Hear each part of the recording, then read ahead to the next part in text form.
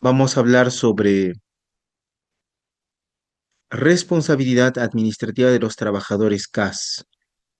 Em, Cuando un trabajador presta servicios, hay una forma por la cual lícitamente pueden ser despedidos y es por razón de causa relacionada con su conducta. Esto nos lleva al tema de las faltas disciplinarias. Y esas faltas disciplinarias, previo procedimiento administrativo disciplinario, se sancionan con destitución, suspensión o amonestación. En el Perú sucede una circunstancia especial. Los servidores públicos, lo que implica a los trabajadores CAS, están sujetos a dos tipos de responsabilidad administrativa: a la responsabilidad administrativa disciplinaria y a la responsabilidad administrativa funcional. El día de hoy vamos a ver esos dos tipos de responsabilidades. Y eso inclusive es diferente a otras responsabilidades. Em, Mira,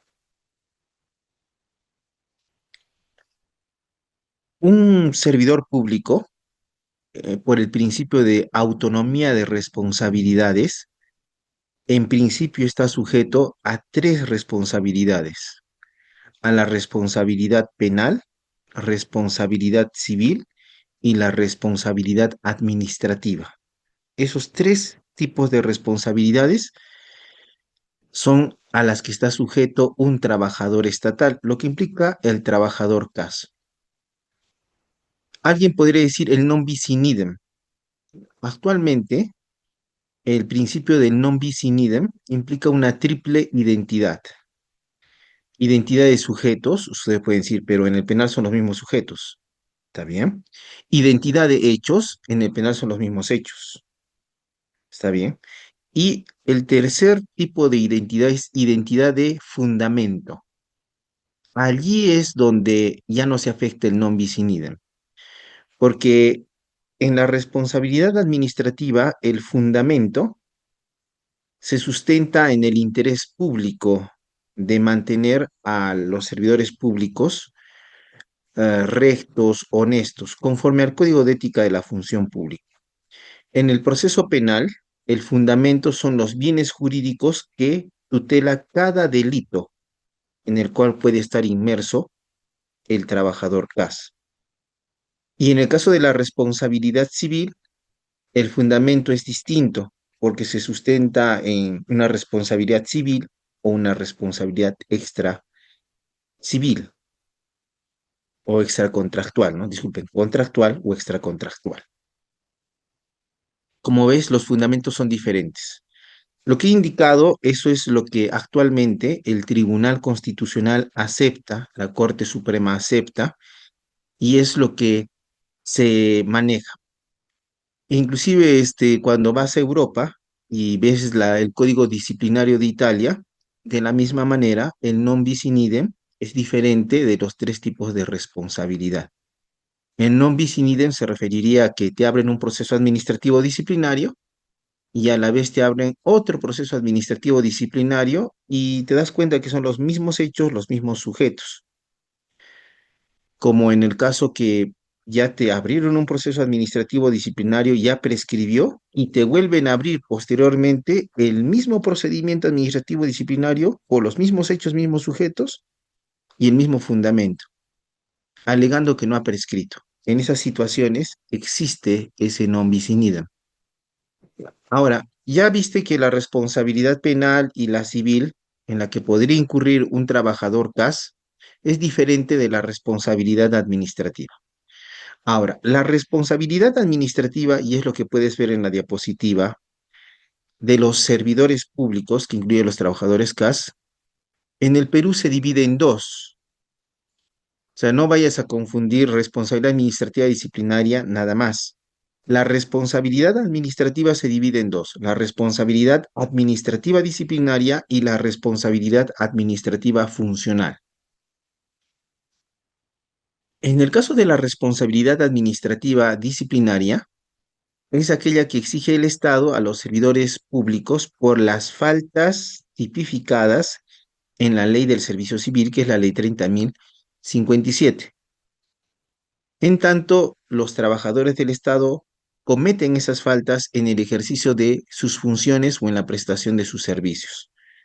Por ejemplo, el abandono del cargo, el acoso moral, el daño a bienes de la entidad, las inasistencias injustificadas, son hechos, conductas que se cometen en el ejercicio de las funciones. Dice, iniciando, para imputar este tipo de responsabilidad se tiene que hacer uso del procedimiento administrativo disciplinario, lo que se conoce como el PAD. Ahora, la norma establece expresamente la responsabilidad administrativa disciplinaria de los servidores civiles no enerva las consecuencias funcionales, civiles y o penales de su actuación. Esto que ves no es lo que yo me estoy inventando. Tenemos que ver lo que técnicamente es en la actualidad y en el presente.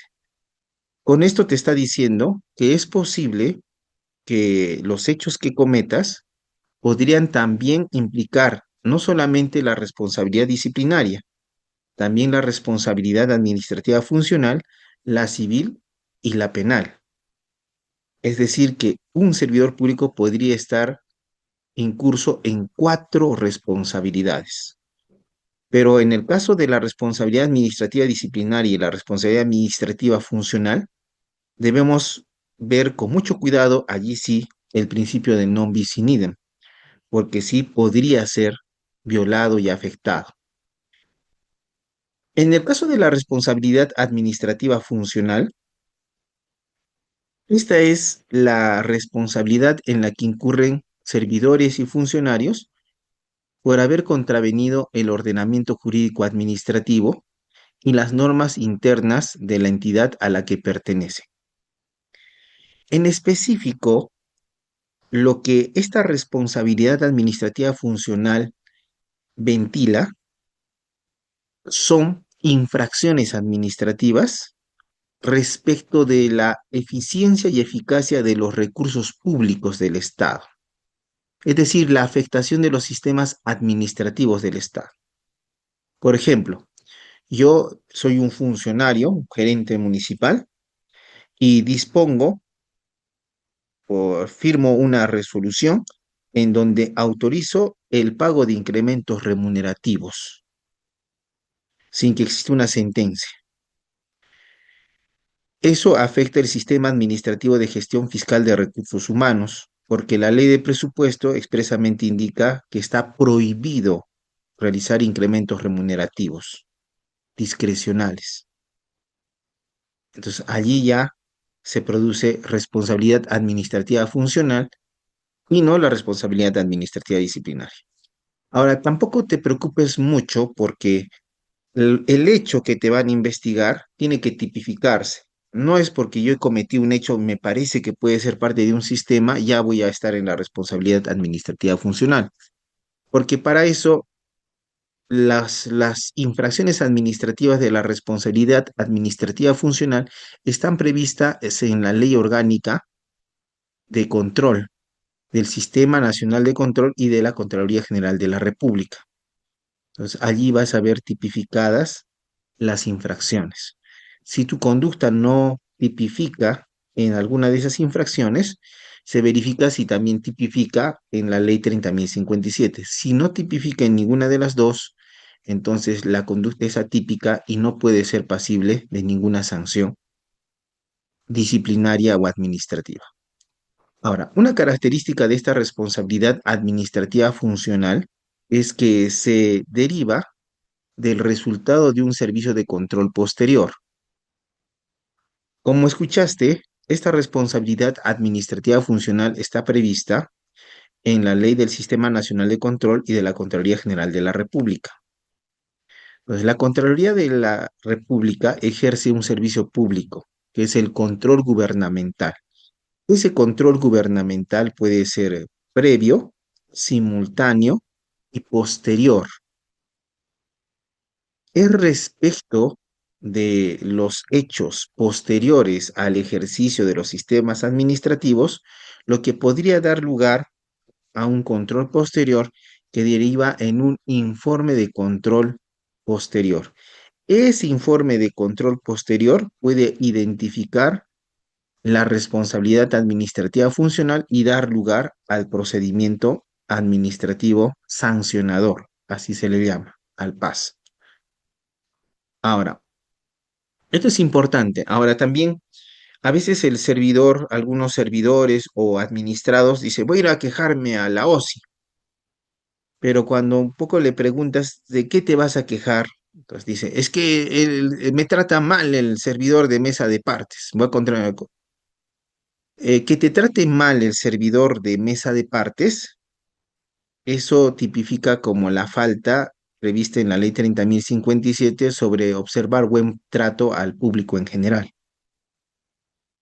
Y como puedes ver, esto es materia del secretario técnico de la entidad que tramitará el procedimiento administrativo disciplinario.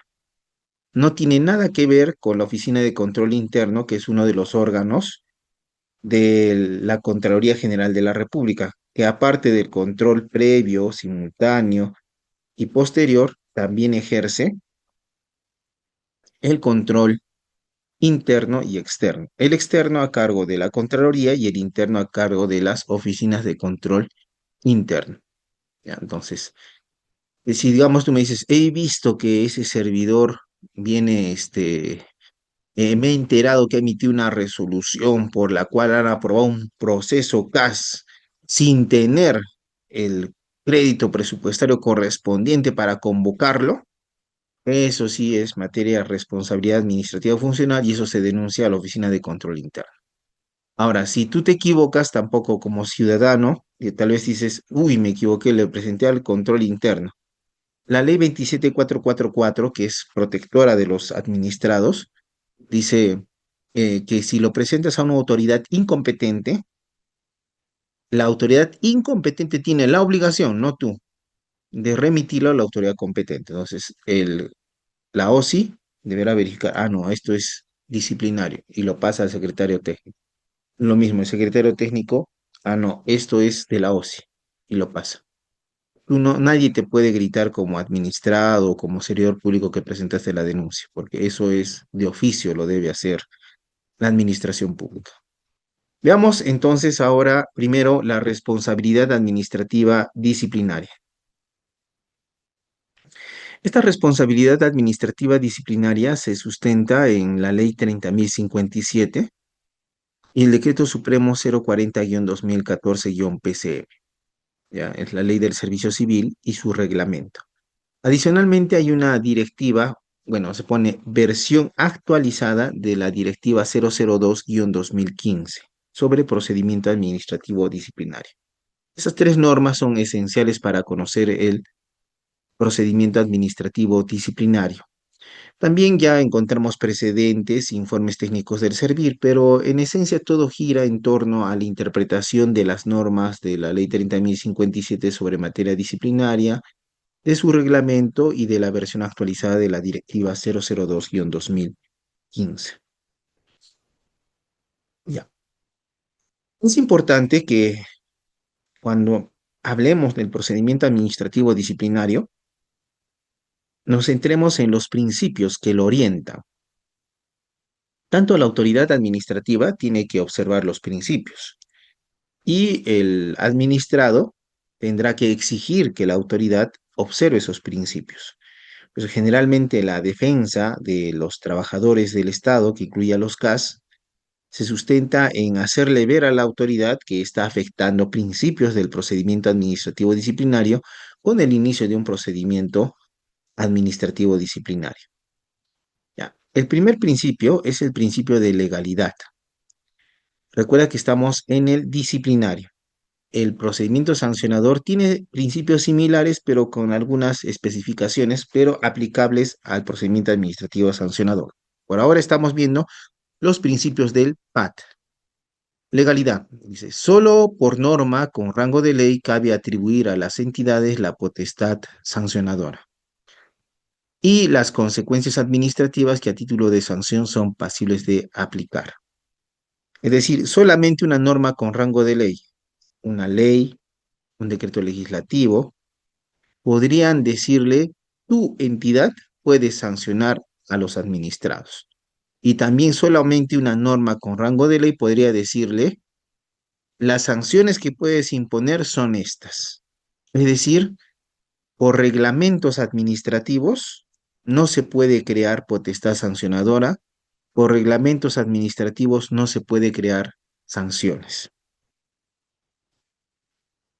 Entonces, eso debemos observar. Es por eso que las sanciones en el procedimiento administrativo disciplinario están previstas en la Ley 30.057, destitución, suspensión, amonestación. Y también allí indica quiénes son las autoridades disciplinarias competentes para conocer un procedimiento administrativo disciplinario. Pues eso lo establece la ley. El segundo principio, y es el más utilizado, pero a veces indebidamente, porque el debido procedimiento administrativo, cuando se afecta, se debe acreditar. Sabemos que hay multiplicidad de sentencias del Tribunal Constitucional, de la Corte Suprema, que nos hablan sobre el debido procedimiento o el debido proceso y su aplicación en el procedimiento administrativo. Por lo tanto, en una defensa basada en el debido procedimiento, solamente basta una sentencia del Tribunal Constitucional en el párrafo correcto que indique que el debido proceso también se aplica al procedimiento administrativo. Porque a veces uno se centra en hablar todo lo que dice el Tribunal Constitucional de manera genérica, pero no nos centramos en el caso concreto. Por ejemplo, en el debido procedimiento administrativo lo ves en las etapas del procedimiento administrativo disciplinario. Veamos. Para que se inicie un procedimiento administrativo disciplinario debe ser notificado el acto de apertura de PAT. Ya. Allí aparece una primera garantía del procedimiento, del debido proceso, la notificación válida. Por lo tanto, si a un administrado le notifico en un domicilio donde él ya no vive y existe prueba de que él no vive allí, y pese a eso se ha hecho correr todo el procedimiento y se le ha impuesto la sanción, allí el administrado puede solicitar la nulidad de todo el procedimiento administrativo por haberse afectado el debido procedimiento a no haberse realizado una notificación válida en el domicilio. En ese caso, como puedes ver y dije, se debe precisar el hecho, además acreditar los hechos. Esa es la forma de verificar un debido proceso. No es inventarse, ¿no? Me han afectado mi debido proceso porque no me puedes abrir proceso. Sí te pueden abrir proceso, es una potestad disciplinaria. Más bien lo que no pueden hacer es notificarte indebidamente, porque la norma dice expresamente que la notificación es en el domicilio del administrado, no en otro domicilio. Si yo acredito que no me notificaste en mi domicilio, entonces me has afectado mi debido proceso. Eso le digo porque a veces hay defensas que no son tan técnicas, se sustentan en Tribunal Constitucional y las múltiples sentencias, pero eso ahora con esto de la inteligencia artificial ya tenemos que ser más prontos, ¿no? Y hay que reducir nuestros razonamientos jurídicos, más aún que ahora como estamos con esas situaciones del TikTok, Reels, vemos de que la información que queremos debe ser rápida, lo que significa que los jueces y fiscales que también deben hacer uso de esas redes sociales, su cerebro también sea adecuado a cosas también rápidas y concretas y precisas. Nadie dice que sea también demasiado corto, pero si vas a hablar mucho sin decir nada, evidentemente no eres preciso. Pero si hablas lo suficiente y es lo necesario para hacerte entender, evidentemente la defensa es correcta. Por ejemplo, te dan 5 minutos y vas a empezar a decir, señor magistrado, se nos ha violado el debido proceso.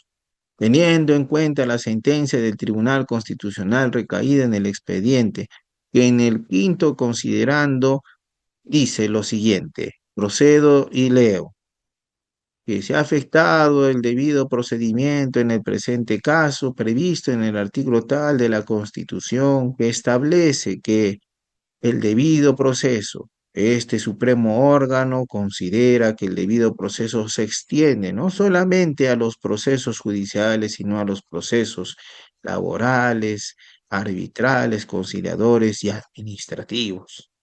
Ya te tomaste ya 2 minutos y no dices nada sobre cómo se te ha afectado el debido proceso, cuando lo correcto sería, por ejemplo, indicar señor magistrado o señora autoridad disciplinaria, en el presente caso, se ha afectado el debido proceso, que como sabemos el Tribunal Constitucional lo extiende al procedimiento administrativo. Y en ese procedimiento administrativo, una de las garantías del debido proceso es la notificación válida. En el presente caso se puede verificar, y aquí tengo la constancia de notificación, que la notificación se realizó en los Tulipanes 113 del distrito de San Isidro. Sin embargo, conforme al documento nacional de identidad y al contrato CAS que ha suscrito mi cliente, ahí dice que su dirección es en Avenida Bolívar, San Isidro. Como sabemos, el domicilio establecido en la introducción del contrato, para ser variado, debía haber una comunicación de la variación, comunicación que nunca se realizó. Por lo tanto, el artículo tal de la ley 27.444 establece que la notificación se hace en el domicilio del administrado. En el presente caso, como se ha acreditado, no es el domicilio en Tulipanes, el domicilio es en Bolívar. Por lo tanto, se ha afectado el debido proceso y se debe declarar la nulidad. Caso contrario, se podría incurrir en el delito de abuso de autoridad. ¿Ve? Así más concreto y preciso y con datos. A eso me refiero eh, con restituir la técnica del debido procedimiento. Ya. Razonabilidad. Las autoridades deben prever que la comisión de la conducta sancionable no resulte más ventajosa para el infractor que cumplir las normas infringidas o asumir la sanción. Por ejemplo, tenemos aquí al que ha realizado acoso sexual a otro trabajador, a una trabajadora. Se tiene como pruebas los audios, correos electrónicos, inclusive un vídeo y la declaración de la víctima, que no se ha contradecido en ningún momento. Con todas estas pruebas, se le impone una amonestación verbal al trabajador que realizó el acoso sexual. Entonces, allí existe una contravención al principio de razonabilidad, porque dice, las autoridades deben prever que la comisión de la conducta sancionable, el acoso sexual, no resulte más ventajoso para el infractor. Si me dan una amonestación, claro, pues ríñeme, qué bonito, ríñeme, ah, ya, entra por aquí, sale por aquí, y regreso y todavía le hago un guiño a la mujer que estaba acosando. Entonces ahí te das cuenta que no, ahí afecta la razonabilidad. Pero la razonabilidad también se afecta de la siguiente manera. Estamos hablando de un trabajador CAS con 10 años de servicios, sin demérito alguno. Inclusive en su legajo tiene reconocimientos por parte de la entidad. Nunca ha estado sujeto a un procedimiento administrativo disciplinario. No tiene denuncias ni quejas. Y por cosas de la vida, de repente, después de esos 10 años, tuvo ausencias injustificadas de 7, 8 días. Se abre proceso administrativo disciplinario. En el proceso administrativo disciplinario todavía nuestro trabajador CAS reconoce y pide disculpas por lo que ha sucedido.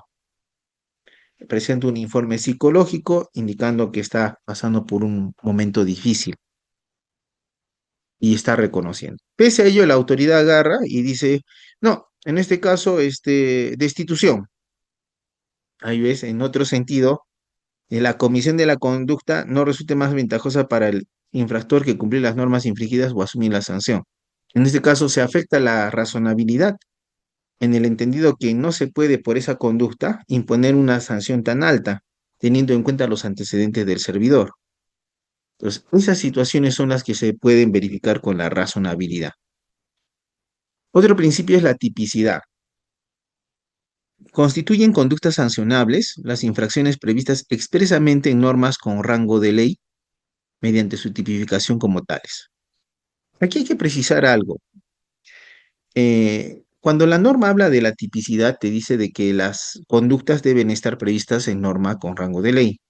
Sin embargo, también permite que la ley se remita al reglamento para tipificar faltas disciplinarias. Prueba de ello es que la ley 30.057 se remite a su reglamento y en su reglamento encuentras más faltas. Y como está previsto en la ley, no hay ninguna afectación a la tipicidad. Ahora dice, constituyen conductas sancionables las infracciones previstas expresamente en normas administrativas sin admitir interpretación extensiva o analogía. Por ejemplo, justo estaba viendo un caso interesante. Resulta que son dos trabajadores de una entidad pública y como todos laboran, ¿no? Día a día pasan los años y surge el amor. Declaración, relación amorosa. Y de repente uno de los de la relación amorosa asciende a una jefatura y todos conocen de la relación amorosa y le abren proceso administrativo disciplinario, indicando que esa relación amorosa afecta el principio de imparcialidad en la administración pública. Pero en sí es una interpretación extensiva, porque si bien el Código de Ética de la Función Pública indica que se debe actuar con rectitud, honestidad, en ninguna parte expresamente, por eso ahí ves la palabra expresamente, establece que está prohibido las relaciones amorosas en el servicio público, salvo que como consecuencia de esta relación amorosa se acredite la existencia de un beneficio para un trabajador o tercero o de un perjuicio para el Estado. Pero mientras no exista prueba de ello, no se puede alegar que la relación amorosa sea ilegal. Más aún, el Tribunal Constitucional ha aceptado que eso es parte de la intimidad y el libre desarrollo de la personalidad. Ahora, en este caso, cuando hablamos de procedimiento administrativo disciplinario, vemos que también se remite al Código de Ética de la Función Pública. Y allí está un grave problema. Primero dice que tienes que ver si la conducta tipifica en la ley 30.057. No tipifica.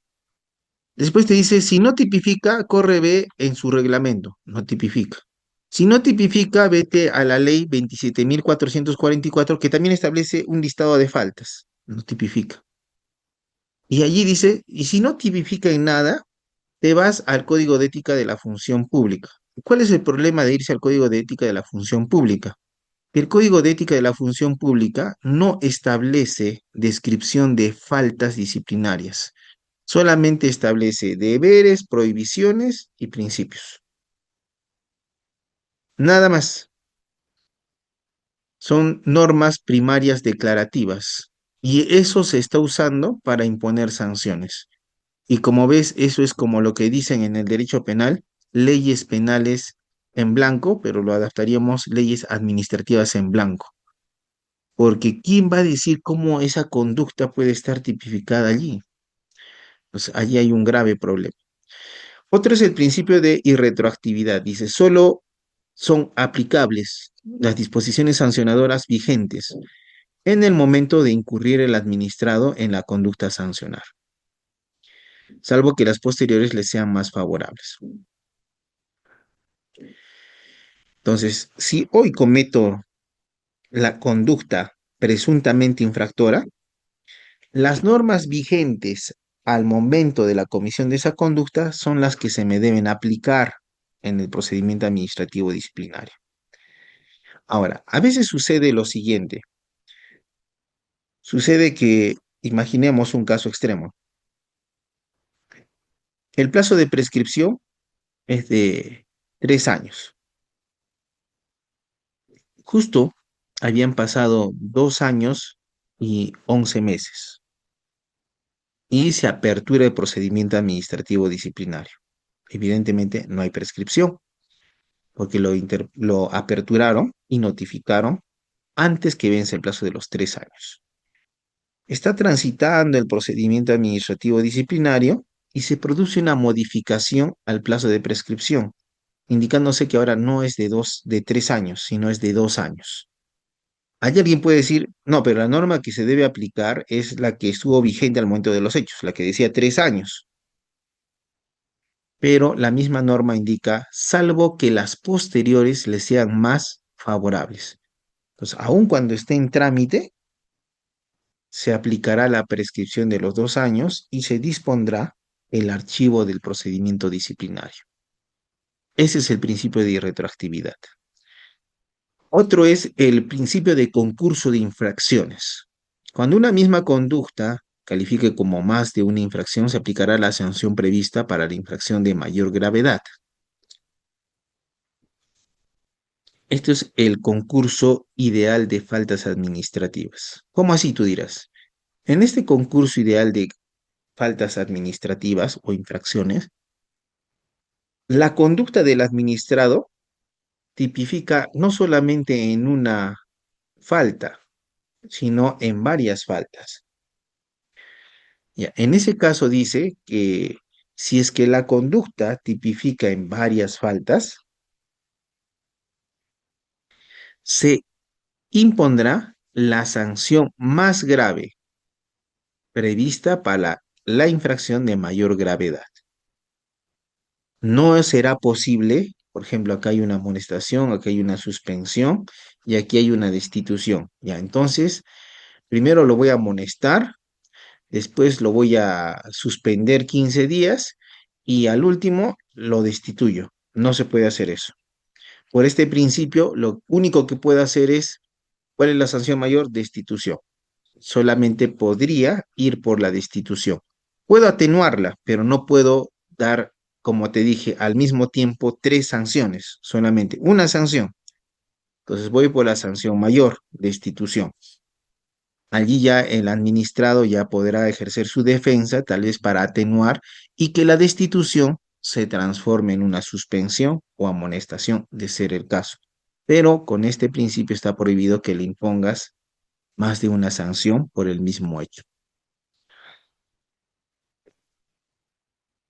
Principio de continuación de infracciones. Dice, para determinar la procedencia de la imposición de sanciones por infracciones en las que se incurre en forma continua, se requiere que hayan transcurrido por lo menos 30 días hábiles desde la fecha de la imposición de la última sanción y que se acredite haber solicitado al administrado que demuestre haber cesado la infracción dentro de dicho plazo.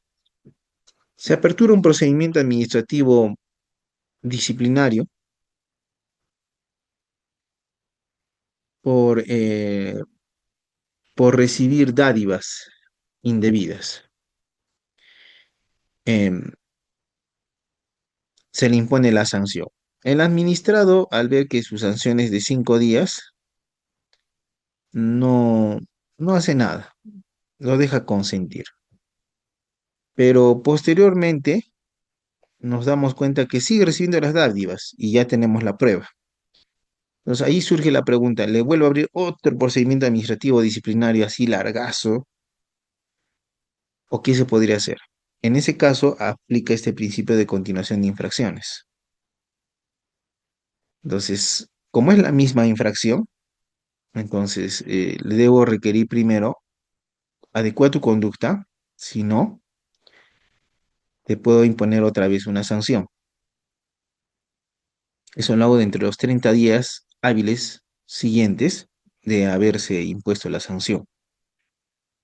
Y posteriormente, luego de esto, reaperturo el PAT y le impongo nuevamente la sanción de suspensión, pero con mayor fuerza. Eso es el principio de continuación de infracciones. Otro principio es el principio de causalidad. Dice, la responsabilidad debe recaer en quien realiza la conducta omisiva o activa constitutiva de infracción sancionable. Por ejemplo, si yo soy el que ha sustraído bienes de la entidad y está acreditado, yo soy el infractor y a mí se me impone la falta, la sanción. Pero se da casos, por ejemplo, en donde te dicen, se ha producido la sustracción de bienes de la entidad. Cuando usted era jefe de almacén, tú revisas y ves que la sustracción se produjo en el 2025. Tú recién has asumido la jefatura de almacén en enero del 2026. Por lo tanto, a ti no se te puede, por el principio de causalidad, atribuir una conducta que no cometiste por no estar en esa época como jefe de almacén. Otro principio es el principio de licitud. Dice, las entidades deben presumir que los administrados han actuado apegado a sus deberes mientras no cuenten con evidencia en contrario. Esto significa que no es solamente decir el servidor no ha actuado apegado a sus deberes, ha incumplido sus deberes. Primero tienes que decirme cuáles son los deberes que he incumplido. Me lo debes especificar.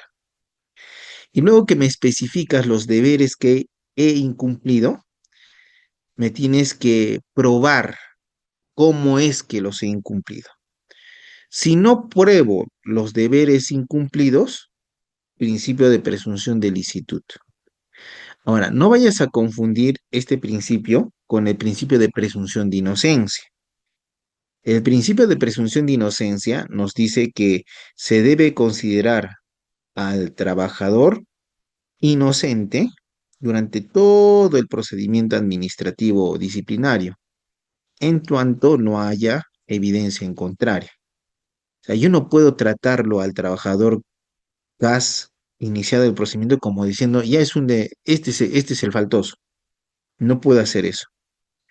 Por eso no le puedo obligar a presentar declaraciones juradas, porque eso afectaría el derecho a, a no declarar contra sí mismo, o el principio de no autoincriminación. Otro principio es el de culpabilidad. Ya. El principio de culpabilidad implica establecer si al trabajador estatal le era exigible el cumplimiento de una norma, si le era exigible el cumplimiento de una norma individualmente. O sea, ¿le podía exigir que cumpla la norma o no? Ejemplo, el chofer de una ambulancia de repente sufre un ataque epiléptico, no sabía que lo tenía, y por el ataque epiléptico choca la ambulancia. Entonces, ¿le puedes exigir que cumpla con la norma de no dañar los bienes del Estado? Tú vas a decir, no, porque de él no dependía que le diera justo ese rato el ataque epiléptico. Eso es la culpabilidad. Como ves, vemos lo que ha acontecido en el sujeto. Porque si lo ves de manera objetiva, lo único que puedes ver es el señor chocó la ambulancia y está dañada. Ya, le aplicamos la sanción. Entonces, allí aparece la culpabilidad. ¿Le era exigible cumplir la norma? No. ¿Por qué? Porque está acreditado que le dio un ataque epiléptico. Correcto. Hay que evolucionar porque a veces dicen, no hubo intención, pero la intención es algo psicológico. En cambio, la exigibilidad de la norma ya es muy diferente, ¿no? Por ejemplo, si es que estamos viendo en un terreno, hay un gran incendio, para evitar que ese incendio puede, ¿no? El director del hospital, digamos, un bosque grande, contratar personal para que coadyuve, ¿no? A salvaguardar la defensa. Puede decir, pero no había presupuesto, cometiste falta.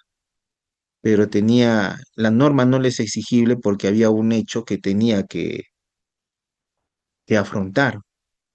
Entonces, por eso la responsabilidad es subjetiva, no es objetiva.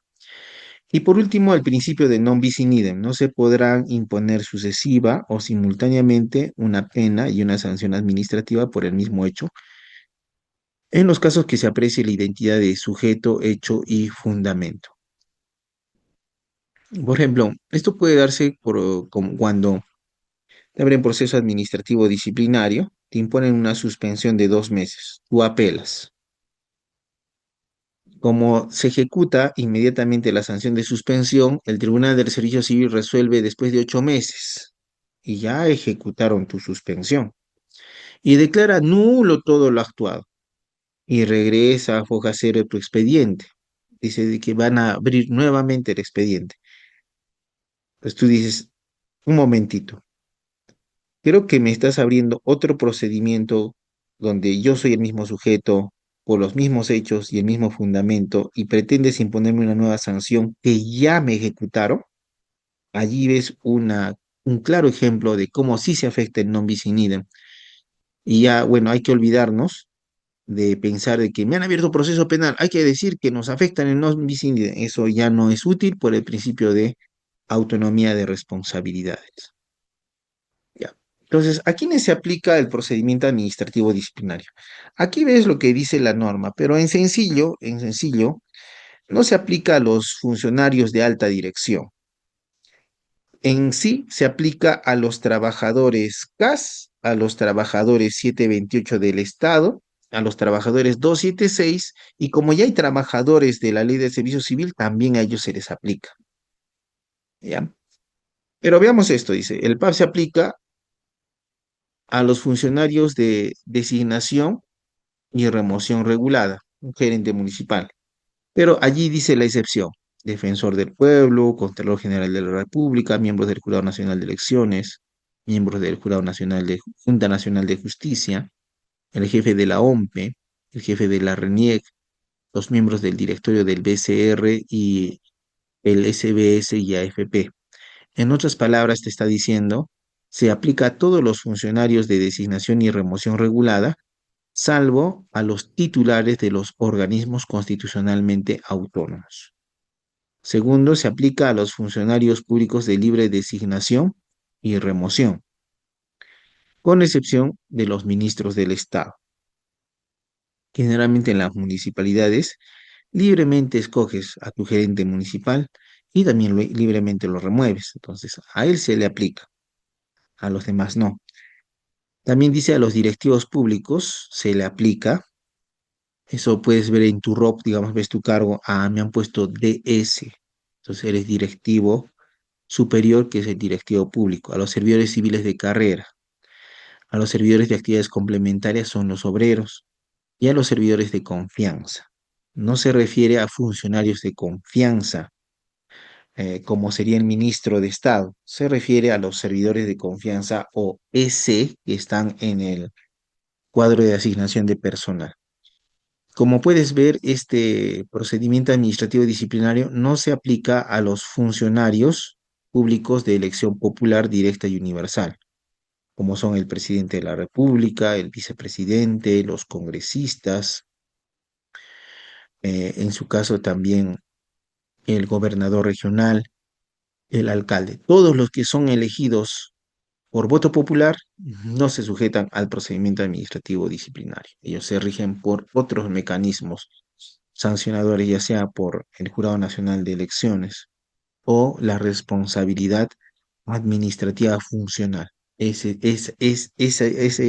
procedimiento que también vamos a ver más después, ese procedimiento es útil para ellos.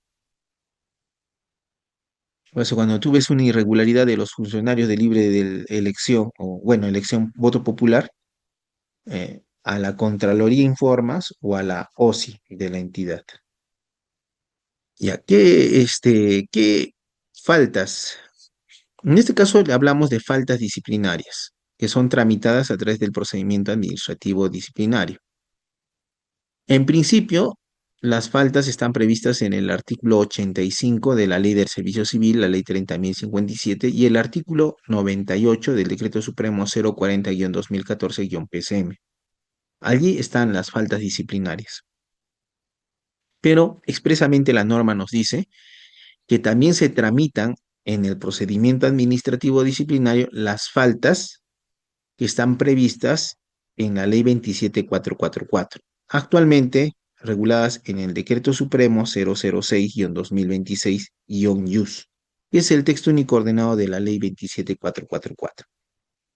Ya de manera subsidiaria, es decir, cuando la conducta eh, se presume, ¿no?, que es infractora y no está dentro de la Ley 30.057, su reglamento, o la Ley 27444, se verificará si encaja o tipifica en uno de los principios, prohibiciones, deberes, incompatibilidades previstos en la Ley 27815, que es el Código de Ética de la Función Pública.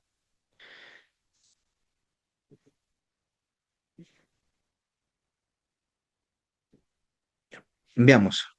mm,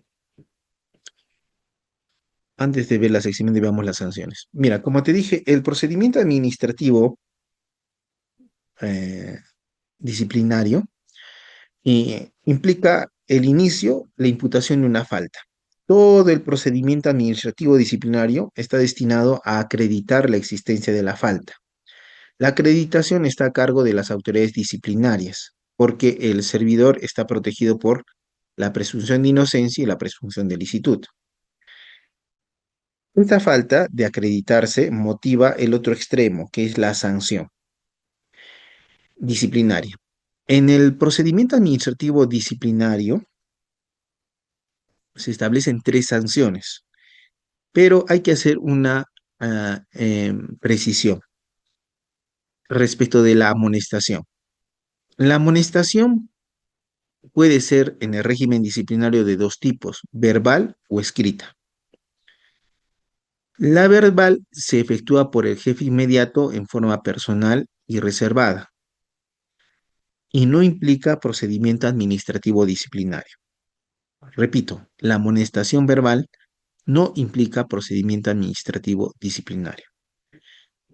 La amonestación también puede ser escrita, supuesto en el cual sí implica previo procedimiento administrativo disciplinario, por lo que si se impone una amonestación escrita sin procedimiento administrativo disciplinario, evidentemente se afecta el debido procedimiento administrativo.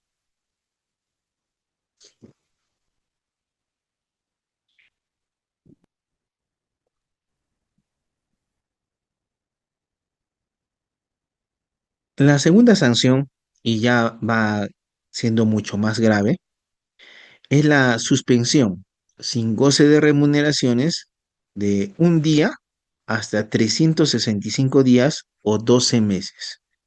Es la sanción que se puede graduar cuantitativamente. Y por último, la sanción más grave, que es la sanción de destitución.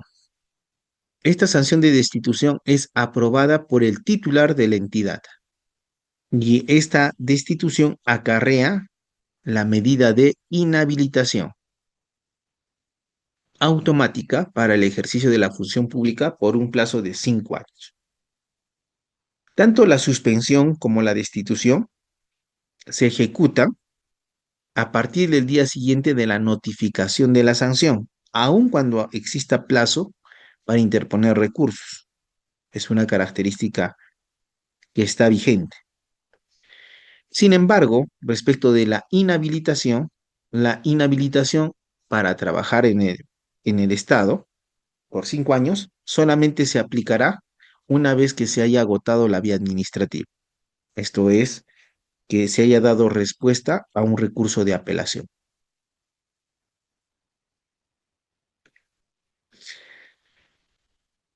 Ahora,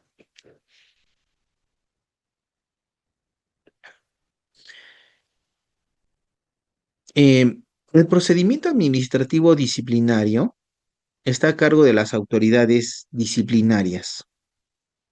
Sin embargo, hay un órgano que apoya a estas autoridades. Es un órgano de apoyo.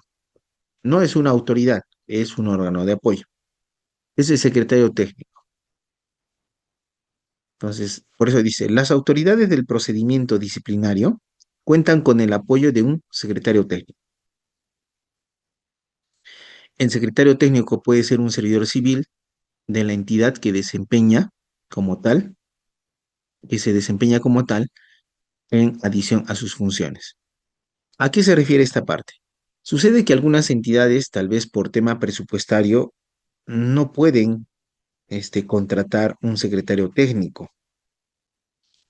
En ese caso, la norma les permite que a un servidor de la entidad que ya viene elaborando se le designe en adición a sus funciones la función de secretario técnico. Hay otras entidades con mayor capacidad de infraestructura y presupuesto que tienen su secretaría técnica ya estructurada dentro del reglamento de organización y funciones. Y allí vas a encontrar la secretaría técnica que tiene a un secretario técnico, suplentes de secretario técnico y personal que elabora para el secretario técnico. Ahora, el servidor técnico es el encargado de precalificar las presuntas faltas, lo que significa que interpones la denuncia administrativa y no vayas a pensar que ya se aperturó un proceso administrativo disciplinario. El secretario técnico está encargado de precalificar si es que existe o no la falta. Es decir, si existe evidencia que motive el inicio de un procedimiento administrativo disciplinario. Si no hay suficiente prueba, tiene que emitir un informe de precalificación para archivo. Si hay suficiente evidencia, emite un informe de precalificación de apertura de PAT que recomienda a la autoridad competente que inicie el procedimiento administrativo disciplinario. El secretario técnico solamente emite informes, no emite resoluciones. Y la norma dice expresamente, no tiene capacidad de decisión, no decide, por eso él solo recomienda. Y sus informes u opiniones no son vinculantes.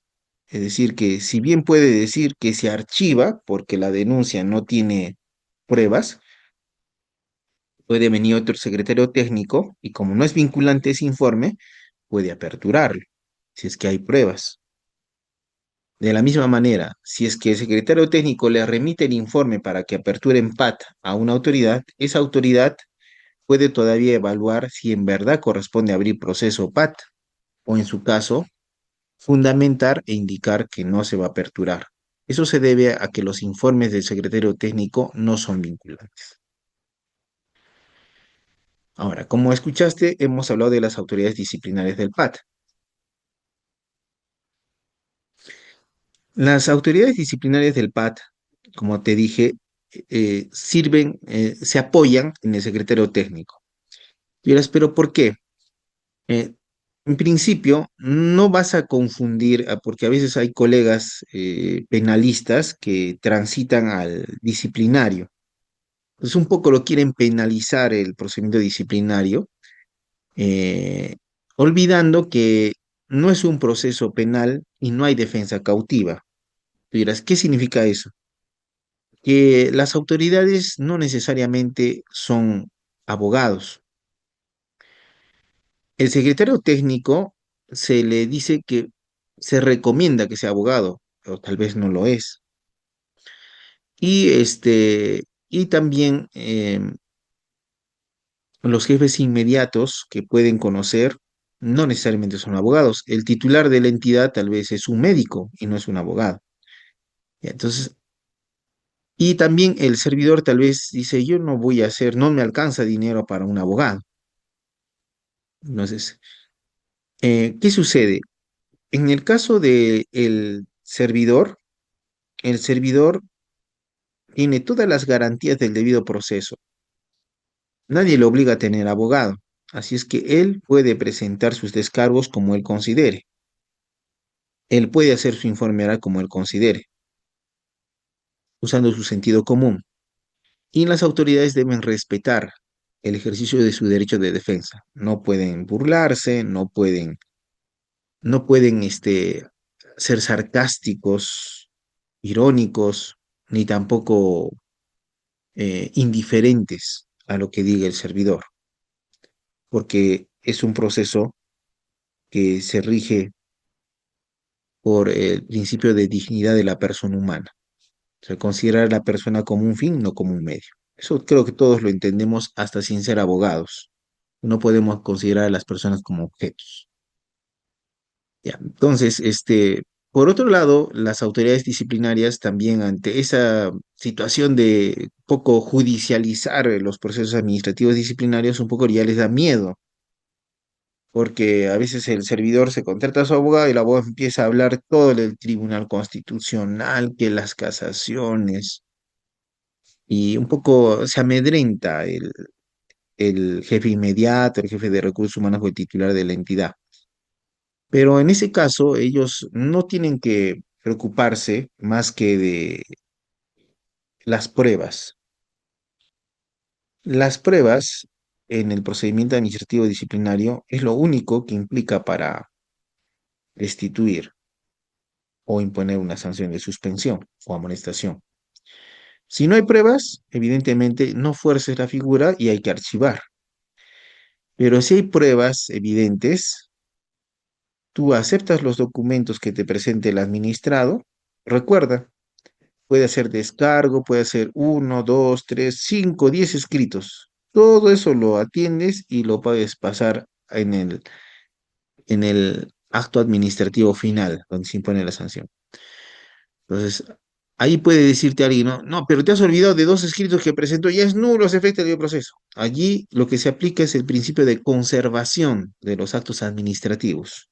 Artículo 14 del TUO de la Ley 27.444, que dice que si de una u otra manera el resultado es el mismo, se convalida el acto.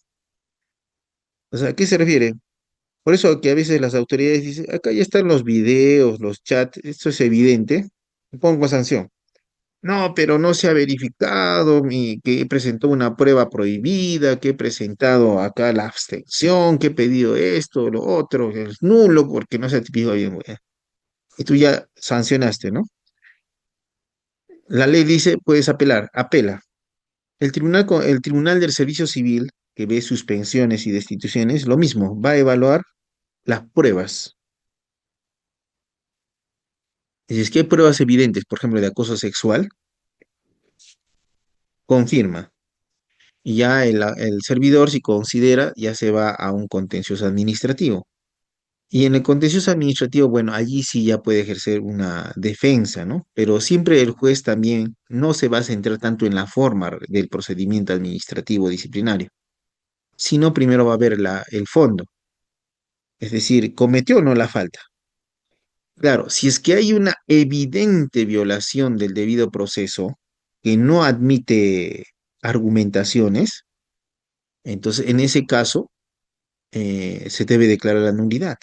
Como el caso que te comenté, en el contrato dice una dirección, nunca ha habido ningún cambio de dirección y le notificaron en otra dirección. Más claro que el agua no puede ser. Pero diferente es que en el contrato dice una dirección, te han notificado en la dirección del contrato y tú dices, pero no me han notificado en el domicilio de mi DNI.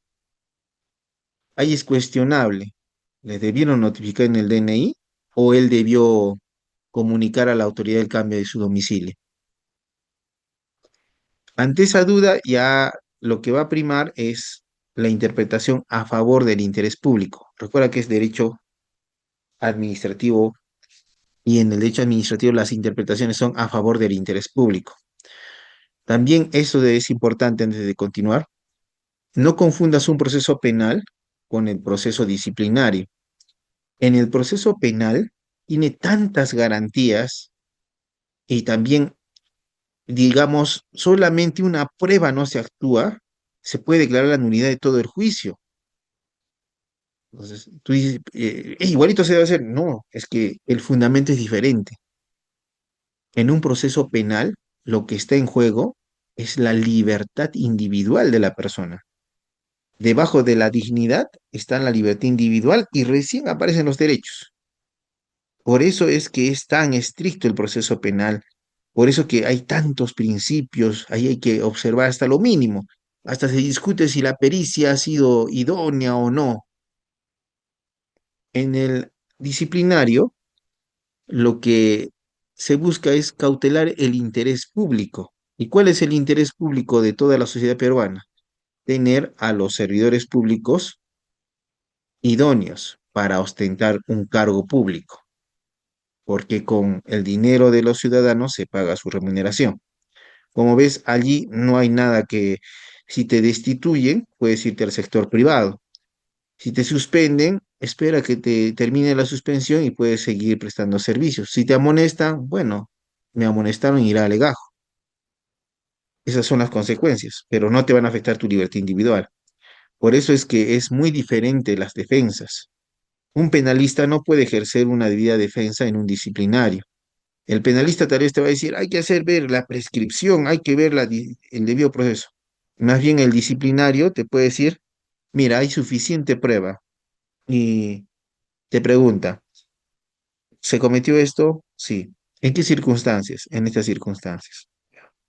Se pregunta sobre el fondo, porque si cometió la falta, es mejor decirle, no gastes mucho tiempo ni dinero ni fantasías, porque la sanción va a venir. Lo que tenemos que ver es, por ejemplo, un reconocimiento para buscar que te atenúen la sanción.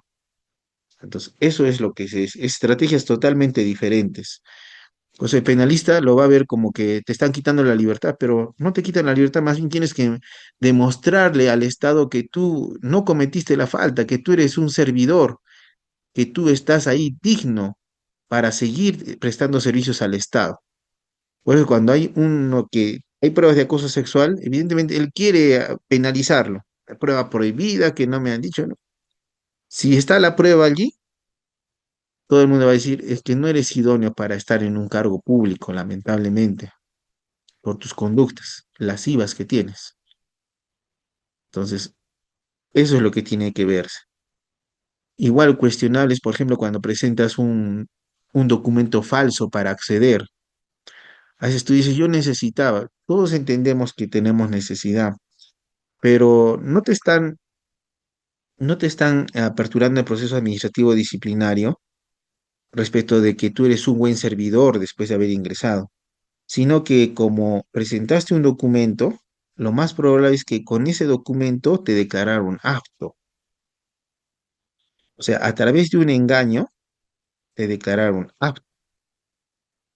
¿Y qué implica eso? Principio de mérito. ¿Quiénes más estaban a tu alrededor? Otras personas que no dicen mentiras y tal vez tenían mejores capacidades. Y cuando has hecho esa acción, evidentemente has imposibilitado que ellos accedan a ese cargo. Eso es lo que te están viendo. No están viendo lo que ha pasado con posterioridad, que yo soy idóneo, que soy el más bueno, no, es que has ingresado con un engaño. No, pero aunque no hubiera presentado eso, igualito ingresaba, pero igual has engañado para a la administración pública y eso está mal. Entonces, más o menos esas situaciones tienes que razonarlas. Ahora, las autoridades disciplinarias en el PAN. em,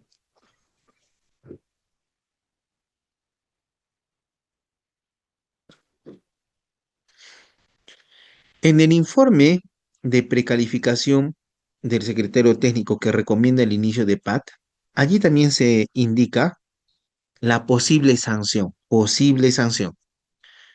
Entonces, en ese documento dice, la posible sanción puede ser amonestación escrita, suspensión o destitución. ¿Por qué es importante esa parte del informe de precalificación? Porque dependiendo de la posible sanción, se establecen a los órganos del procedimiento administrativo disciplinario. Si la posible sanción es una amonestación escrita, el órgano instructor y órgano sancionador es el jefe inmediato del presunto infractor. Para determinar quién es el jefe inmediato del presunto infractor, se verifica el reglamento de organización y funciones, ROP, En su caso, el MOF, Manual de Organización y Funciones, o cualquier documento de gestión que establezca un organigrama y organización de relaciones entre los órganos de la administración pública. En la amonestación escrita, ya te dije que la amonestación verbal no implica procedimiento administrativo, por eso no se ve aquí. El jefe inmediato eh, investiga y a la vez sanciona. Pero puede ser tal vez que digas, oye, pero yo soy jefe inmediato y yo no emito resoluciones. Puedo emitir un informe, ¿no? Indicando de que he averiguado y según las pruebas que he obtenido, se ha cometido la falta. Ya, por eso dice, ese informe lo pasas al jefe de recursos humanos. Y el jefe de recursos humanos, sin cuestionarte, lo convierte tu informe en una resolución. Eso le llamamos oficialización de la sanción de amonestación escrita. Pero el jefe de recursos humanos solamente oficializa, no emite ningún cuestionamiento a la decisión del jefe inmediato. Por eso es que si tú no estás de acuerdo con la amonestación escrita, apelarás. Y al apelar, quien va a ver tu apelación allí sí en el fondo y verificará si hay o no falta, es el jefe de recursos humanos. Eso es en la amonestación escrita. Con la respuesta del jefe de recursos humanos, ya se agota la vía administrativa y si lo consideras puedes irte a un proceso contencioso administrativo laboral. Y ahí ya aparecen las otras sanciones, que son más graves, más perjudiciales. Si la posible sanción es la suspensión, en ese caso, el órgano que instruye también será el jefe inmediato del presunto infractor. Pero en este caso, el jefe inmediato solamente realiza la actividad probatoria, culminando con la emisión de un informe final de instrucción que lo remite al órgano sancionador, que en este caso es el jefe de recursos humanos, que como tiene capacidad resolutiva, también oficializa la sanción que él mismo va a emitir. Si no estás de acuerdo con la sanción de suspensión, puedes apelarla.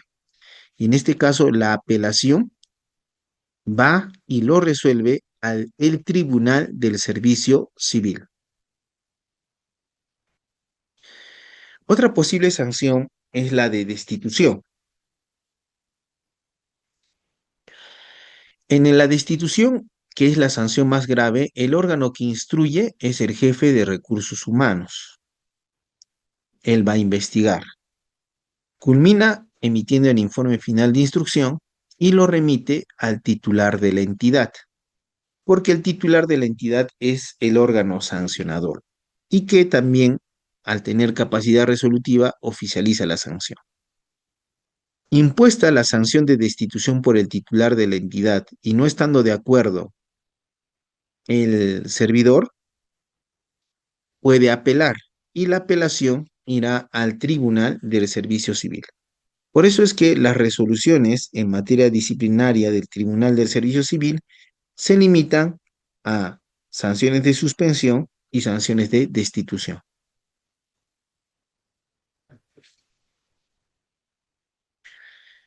Aquí vemos las etapas del procedimiento administrativo disciplinario. Eh, Primero se emite el acto de apertura de PAT. Algunos dicen, pero debe haber previamente una investigación preliminar. La investigación preliminar es una facultad del secretario técnico, salvo que existe una denuncia administrativa, supuesto en el cual sí es obligatoria. Pero el procedimiento administrativo disciplinario no se inicia con la emisión del acto de apertura de PAT, sino con la notificación del acto de apertura.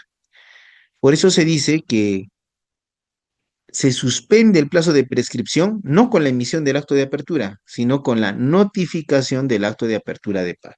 Notificado el administrado y si éste necesita más tiempo, puede solicitar una prórroga por 5 días hábiles más. Si es que no necesita la prórroga, tiene 5 días hábiles para presentar sus descargos. Con la prórroga son 10 días hábiles. Luego de presentados los descargos, que es un derecho, si lo presenta, si no quiere, no lo presenta, y no puede ser merituado como un reconocimiento de falta. El órgano que instruye inicia el análisis e indagaciones. Luego de esto, emite su informe final de instrucción, donde recomienda si se va a archivar o imponer la sanción. El informe final de instrucción es remitido al órgano sancionador. El órgano sancionador recepciona el informe final de instrucción y notifica ese informe final de instrucción al servidor, además de comunicarle que tiene el plazo de 3 días hábiles, si lo considera, para pedir un informe oral. Solicita informe oral, es su derecho. Si lo solicita, le van a comunicar la audiencia de vista de la causa.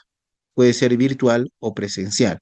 Puede ser solo el servidor, solo su abogado o los dos. O tal vez, si es a veces hay otras áreas, puede ser el servidor con el dirigente sindical, el servidor con un economista, el servidor con un contador. El asesor es libre. Se realiza la audiencia de informe oral y luego de ello ya se emite la resolución final. Hace rato nos pasamos una que era las eximentes de responsabilidad.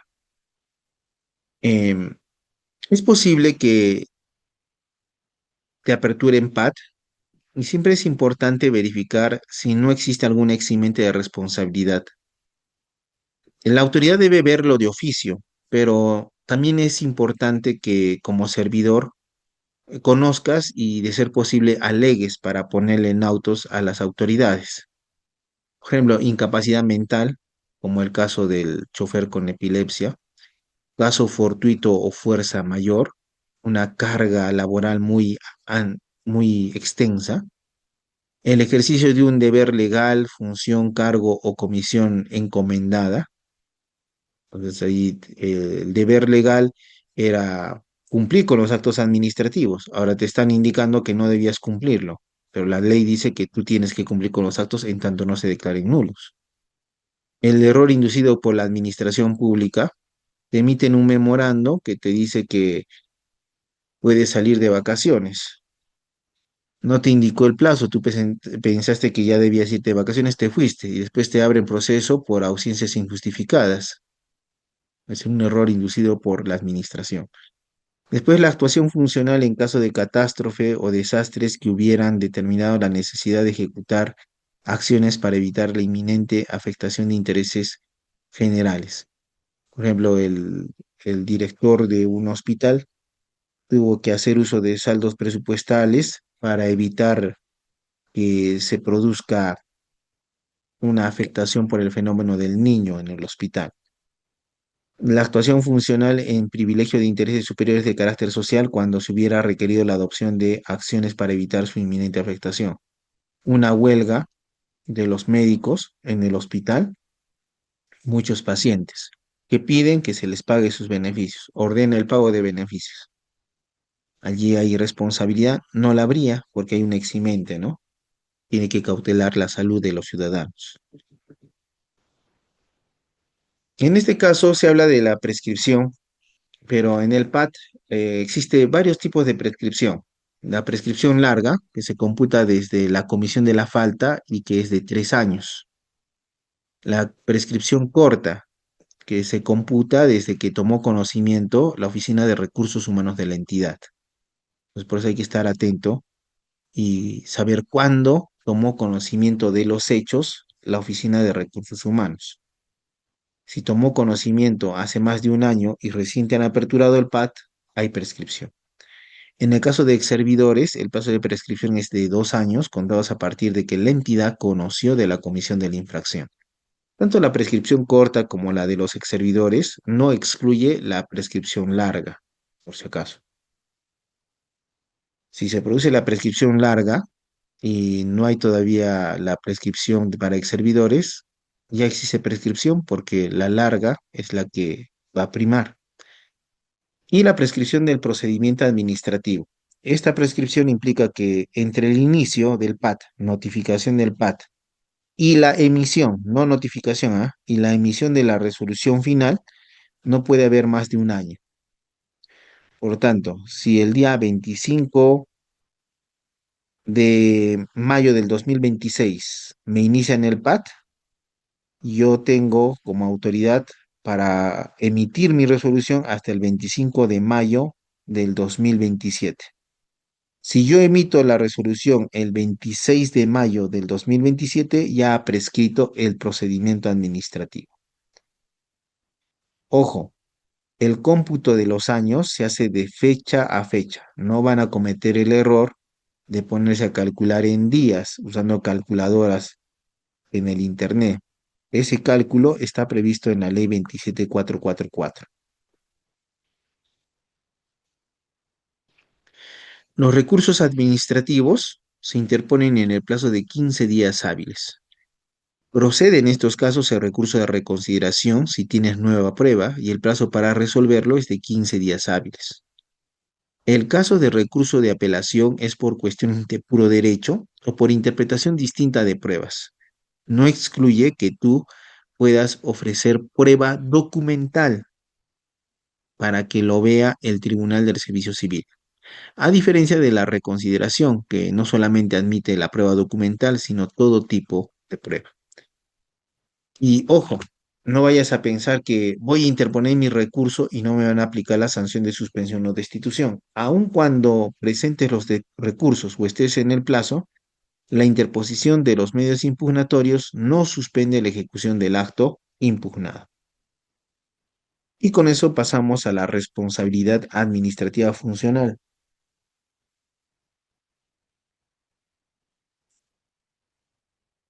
Esta responsabilidad se sustenta en la ley 27785, que es la ley orgánica del Sistema Nacional de Control y de la Contraloría General de la República.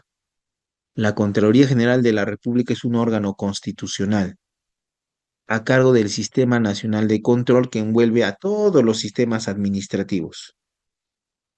Y específicamente la responsabilidad administrativa funcional está regulado por la Resolución de Contraloría 166-2021-CG. Ha sufrido modificaciones el año pasado, pero aún persiste esta responsabilidad administrativa funcional que da lugar al PAS, procedimiento administrativo sancionador.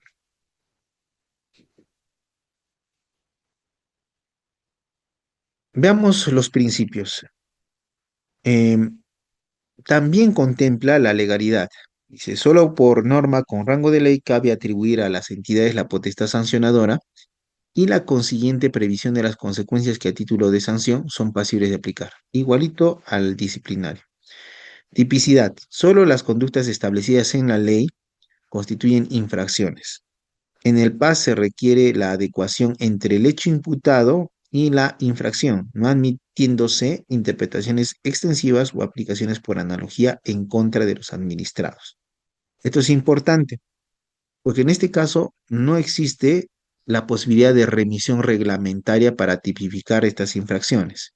En segundo lugar, dice que no se admite interpretaciones extensivas o analogía, pero incrementa en contra del administrado. Es decir, que puede admitirse la interpretación extensiva o la analogía a favor del administrado, lo que no se dice en el otro disciplinario. Debido procedimiento, el administrado goza de todos los derechos y garantías inherentes al debido procedimiento. Lo mismo que en el otro principio.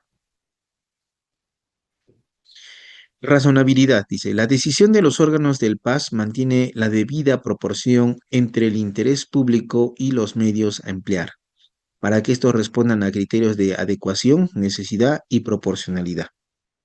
Esto es importante, los criterios de adecuación, necesidad y proporcionalidad, porque si buscas estos criterios te van a remitir a sentencias del Tribunal Constitucional que nos hablan de el test de proporcionalidad. En el caso del PAT no se habla de la aplicación del test de proporcionalidad. En este PAS sí, expresamente, a partir de esto sí se aplica. Culpabilidad. La responsabilidad administrativa funcional recae en el servidor público que, debiendo y pudiendo actuar de manera diferente, realiza la conducta omisiva o activa constitutiva de infracción. Se debe demostrar la existencia de una relación causal entre la conducta y el resultado imputado, estableciendo la vinculación de causa natural o fáctica entre ambos, seguida de criterios de imputación objetivo.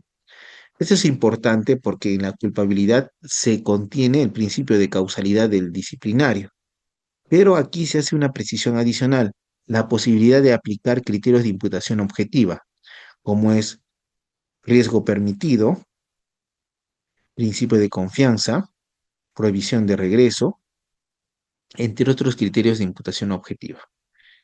Verdad material. Los órganos del PAS verifican razonablemente los hechos que sirven de motivo a sus decisiones, para lo cual adoptan las medidas pertinentes aun cuando no hubieran sido propuestas por el administrado. Esto está previsto aquí. En el PAT no se habla, pero se aplica por extensión de los principios del procedimiento administrativo general. Sin embargo, sería importante contenerlo en el disciplinario. ¿Por qué? Porque a veces el servidor público dice, no es posible que se actúe en medios de prueba de oficio, pero sí la autoridad, como tiene que acreditar la falta, la verdad material le permite verificar los hechos a partir de actuación de medios de prueba de oficio, que debe comunicar al administrado servidor. Congruencia. La decisión de los órganos del PAS debe guardar correlación con el hecho imputado y su calificación como infracción. ¿Ya? Hecho imputado, calificación como infracción. Es decir, si al iniciar el PAS indiqué hecho 1, hecho 2, cuando califico la infracción para imponer la sanción, no podría hablar de un hecho 1, hecho 2, hecho 3, hecho 4. Eso afectaría la congruencia y el principio de defensa. En el PAS se evitan la celeridad. En el PAS se evitan actuaciones que dificulten su desenvolvimiento o constituyan meros formalismos. Por ejemplo, alguien puede decir, pero no se ha adjuntado el proveído de remisión del informe. Ese es un mero formalismo, porque el informe ya está y lo han remitido dentro de los plazos. Entonces, eso ya se va a evaluar a partir del principio de convalidación de los actos administrativos. Conducta procedimental. Los órganos del PAS, el administrado, su abogado y todo aquel que participa deben actuar conforme a los principios de buena fe procesal, respeto mutuo y colaboración. Igualdad. Los órganos del PAS actúan sin ninguna clase de discriminación o preferencia entre los administrados, otorgándoles tratamiento igualitario. Esto significa, si es que existen casos similares, en base al principio del tertium comparationis, se debe aplicar el mismo criterio. Imparcialidad. Los órganos del PAS no tienen ningún tipo de compromiso o prejuicio hacia la materia o administrado comprendida en dicho procedimiento. Por lo tanto, si estás en un informe oral en primera instancia ante el órgano sancionador, él no podría indicar expresamente, pero usted ha cometido la falta y se puede ver de los medios de prueba, porque eso significaría un prejuicio hacia el administrado. Impulso de oficio. El PAS es iniciado, dirigido e impulsado de oficio, por lo que se debe ordenar la práctica de las actuaciones que razonablemente sean necesarias para el establecimiento, esclarecimiento del hecho. Es por eso, como son de oficio, se establecen plazos, ¿no? Para que termine el procedimiento administrativo sancionador. Independencia. Los órganos del PAS poseen autonomía técnica en sus actuaciones o decisiones. Por ejemplo, si es que puede ser un caso que en las redes, en la televisión se ve, pero los órganos deben actuar técnicamente. No podrían sustentar sus decisiones en lo que se ha comentado en el TikTok, en el Facebook, en las redes sociales. Eso faltaría la autonomía técnica. Intimación. La comunicación del cargo imputado al administrado debe ser oportuna, expresa, clara, integral y suficiente para permitir que ejerza plenamente su derecho de defensa. Entonces, ¿qué significa esto? Que cuando le vas a hacer la imputación de los cargos, esto debe ser en tiempo hábil, debe ser expreso, claro, integral y suficiente. A veces revisas los pliegos de cargo y dices, ¿qué me está tratando de decir? Que has cometido, pero esto. Tiene que ser claro. ¿Cuál es el hecho? El hecho, haber dispuesto por resolución de gerencia el otorgamiento de un incremento remunerativo de 300 soles a favor de funcionarios de confianza y de dirección de la municipalidad. ¿Ves? Oportuna, expresa, clara, integral y suficiente. Y retroactividad. En el procedimiento sancionador se aplican las infracciones y sanciones vigentes al momento de la comisión del hecho, salvo cuando proceda la retroactividad benigna. En este caso sí expresamente te habla de la retroactividad benigna. En el otro caso también se permite, pero no se dice expresamente retroactividad benigna, pero de la lectura te das cuenta que está mejor detallado. Non bis in idem. No se puede imponer sucesiva o simultáneamente dos o más sanciones administrativas cuando se aprecie identidad de persona, hecho o fundamento. Y fundamento. Presunción de licitud. Se presume que el servidor público o el administrado han actuado conforme a sus atribuciones, obligaciones, competencias, salvo prueba en contrario. En el caso del disciplinario dice salvo evidencia en contrario. Entonces, cuando vemos, hay una escala, indicios, evidencia y prueba. En este caso hay mayor seguridad porque la prueba implica la prueba directa. Puede ser prueba indiciaria, pero a través del procedimiento de armado lógico de un hecho. No podría presumirse un hecho sin prueba. Prohibición de reformatio impeius. En caso el administrado sancionado apele la sanción impuesta, la resolución de la apelación no puede suponer la imposición de una sanción mayor. Pues a veces el servidor se preocupa y dice, también esto es aplicable por jurisprudencia del Tribunal del Servicio Civil al disciplinario. ¿En qué consiste? A veces uno se preocupa y dice, doctor, me han impuesto una sanción de suspensión de 6 meses. Si apelo, ¿me pueden imponer una sanción mayor? Según el Reformatio Impeius, no te pueden imponer una sanción mayor. O confirman la sanción de 6 meses o la reducen. Transparencia. El administrado tiene acceso a las actuaciones, documentos e información generada o recopilada en el paso, en cualquier etapa del procedimiento sancionador. Esto corresponde al principio de acceso permanente de los administrados a los expedientes en los que ellos son parte. ¿Cuál es el ámbito subjetivo? ¿A quiénes se aplica esta potestad? Se aplica a servidores y funcionarios públicos. No importa el vínculo laboral, 276, 728 CAST, Ley 30.057, contractual, estatutario, administrativo o civil del infractor. Tal vez es un locador de servicios, igualito. En el caso del disciplinario, no se aplica a los locadores. Y bajo el régimen bajo el que se encuentre, o de la vigencia de dicho vínculo con las entidades. Entonces, ¿qué entiende en este caso? Tiene su propia definición de lo que es servidor o funcionario público. Dice, todo aquel que independientemente del régimen laboral en que se encuentra, mantiene vínculo laboral, contractual o relación de cualquier naturaleza con alguna de las entidades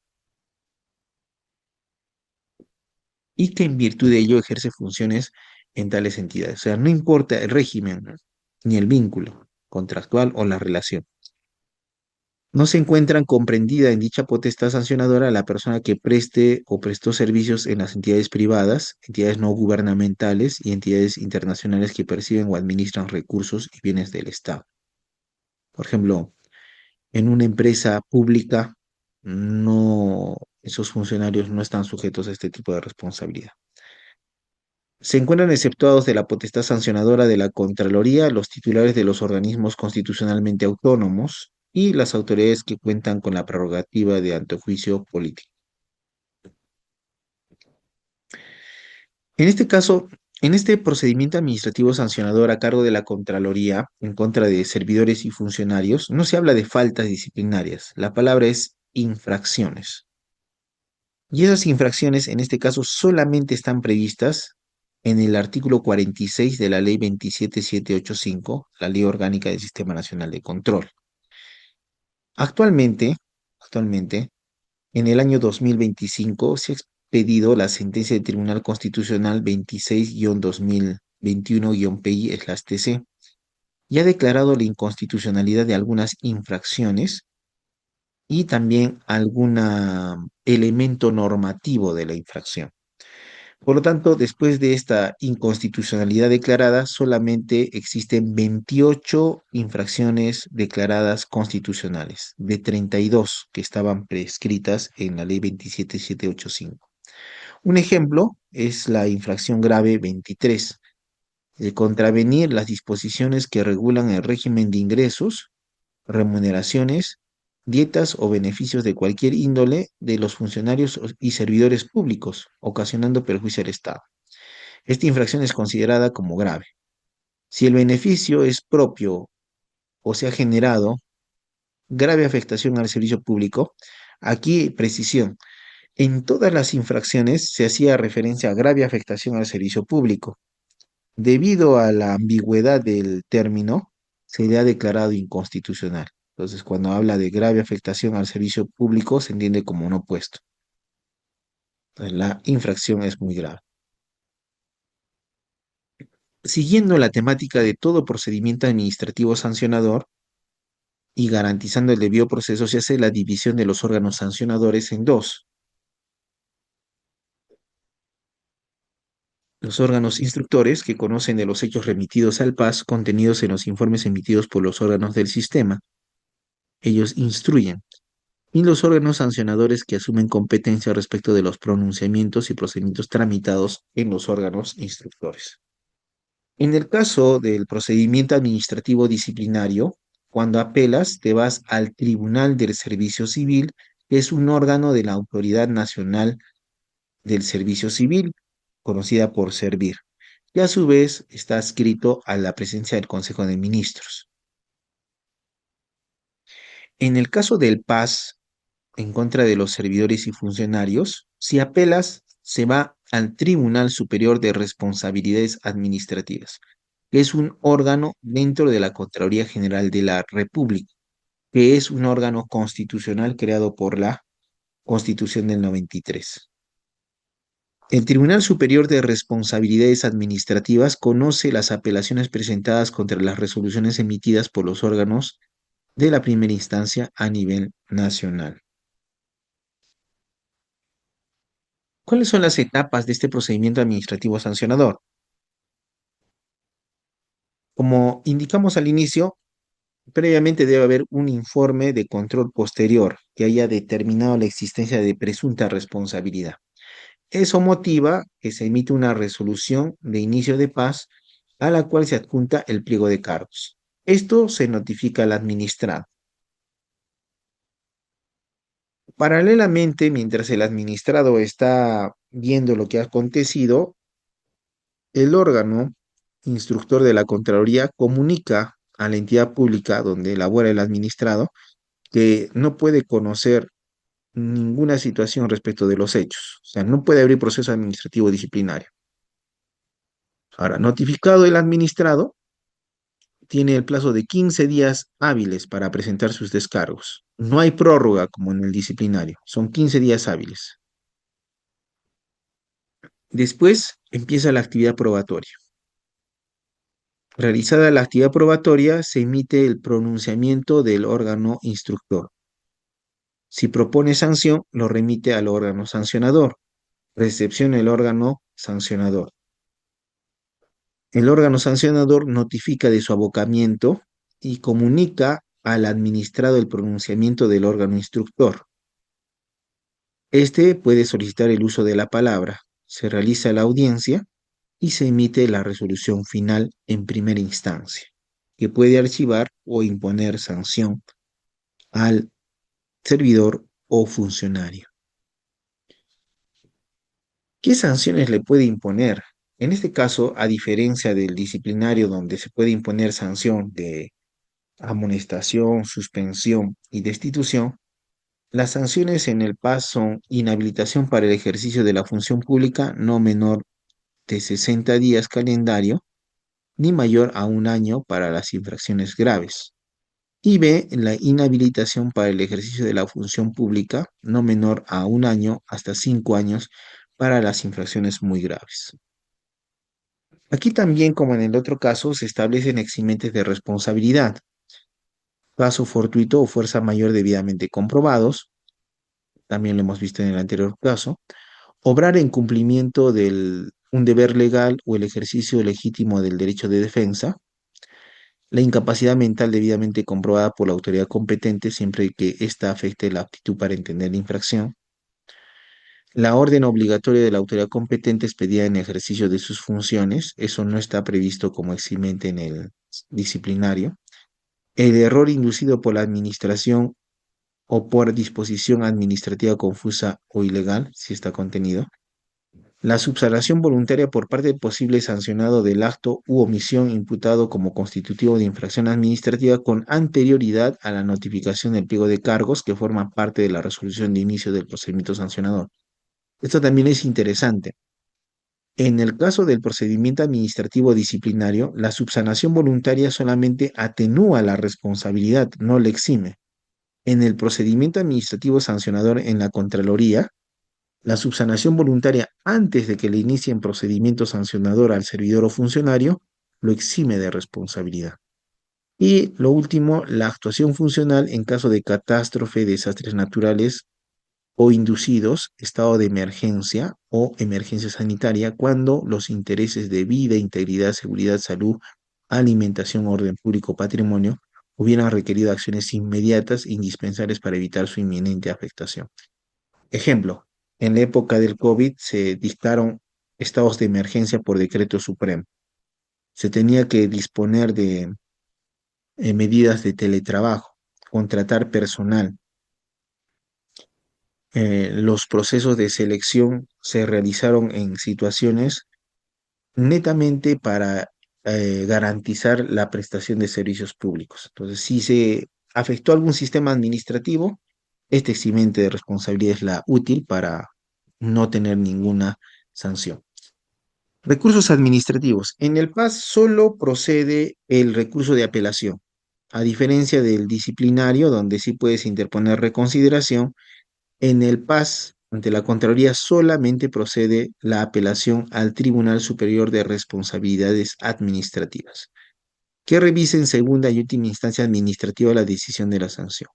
El plazo para interponer es de 15 días hábiles, lo mismo que en el anterior caso del disciplinario. Y aquí hay una situación importante a diferencia del disciplinario. Dice, la presentación de recurso de apelación contra la resolución que impone sanción suspende los efectos de esta última.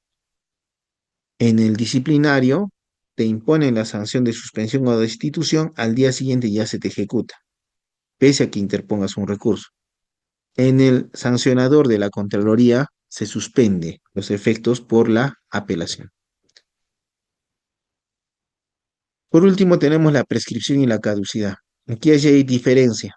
En el disciplinario es de 3 años.